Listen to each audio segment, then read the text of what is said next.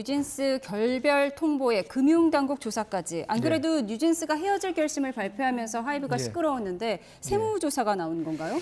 아직 조사까지는 아니고요. 세무조사도 아니고 이제 금융당국의 이제 조사 직전에 지금 사실관계들을 정밀하게 확인하는 과정으로 이해해 주시면 감사하겠고요. 예. 지금 뭐를 들여다보고 있냐면 지난 4년 전이죠. 2020년도에 상장 당시에 예. 금융당국에 신고를 할 때 중요한 내용을 누락을 했다는 점을 지금 들여다보고 있는 겁니다. 지금 가뜩이나 방 의장은 뉴진스의 그 결별 선언 이후에 굉장히 곤혹스러운 입장인데 네네. 지금 4천억 원을 이제 수익을 올렸는데 개인적으로 그 과정이 석연치 않아서 금융당국이 잘하다가는 뭐 조사까지 하는 그런 상황을 맞을 수도 있을 것 같습니다. 예. 최근 언론 보도를 통해 가지고 하이브에 지분 투자를 한 사모펀드들 간의 예. 비밀 계약 사실이 공개가 됐습니다. 그 내용은 뭐냐면 일정 기간 후에 하이브가 주식을 주식시장에 상장을 하게 되면 그 투자 이익의 30%를 방 의장한테 지급을 하겠다는 겁니다. 그 금액으로는 4천여억 원이 되는데요.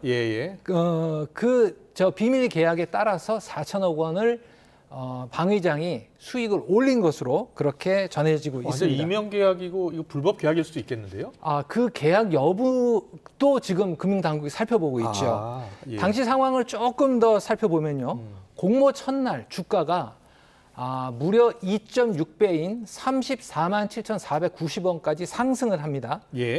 그런데 12일 후에 주가 11월 2일 날 주가가 13만 원대까지 추락을 하거든요. 근데 그 중간에 어떤 일이 있었냐면 사모펀드의 물량 11.42%가 시장에 매도가 되는 겁니다. 그랬군요. 그런데 이제 보통은 저렇게 큰 지분이 움직일 때는 보호 예수라는 제도가 있는데요. 일정 기간 못 파는 거죠. 그렇죠.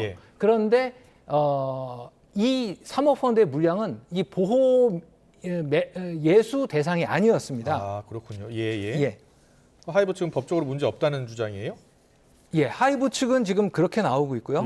보통 대주주하고 특수 관계자 지분은 이렇게 상장이 될 경우에는 보호 예수라는 제도를 통해 가지고 보통 일정 기간, 보통은 6개월을 말합니다. 일반 투자자들은 저런 사실을 전혀 몰랐잖아요. 몰랐죠. 그래서 문제가 되는 겁니다. 그런데 이제 이번에 하이브에서 불법이 아니라고 주장하는 거는 사모펀드의 지분은 보호 예수 대상이 아니라는 점입니다.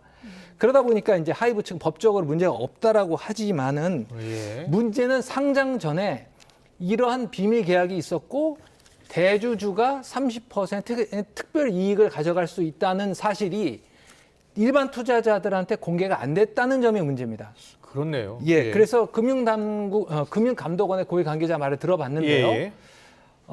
첫 번째로 그 누락이 있었다는 거, 금융당국이 신고를 하는 과정에서 비밀 계약이 누락이 됐는지 이 부분 하나, 그다음 또 하나는 앞서 말씀하신 대로 사모펀드와 대주주 간의 주주 간 계약 과정에서 법률 위반이 없었는지 이 두 가지를 집중적으로 살펴보겠다는 것입니다. 그리고 시장에서도 반응은 좋지는 않습니다.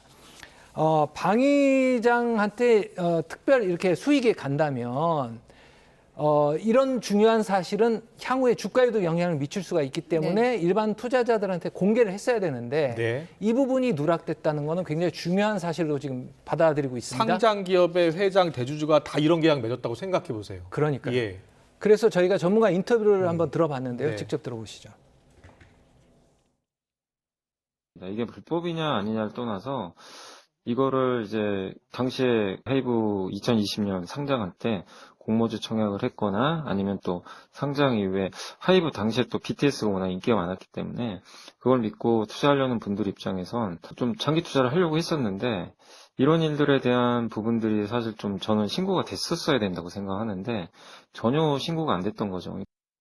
이런 영향으로 오늘 하이브 주가는 2.8%가 빠졌습니다. 금융당국의 철저한 조사가 필요한 대목입니다. 잘 들었습니다.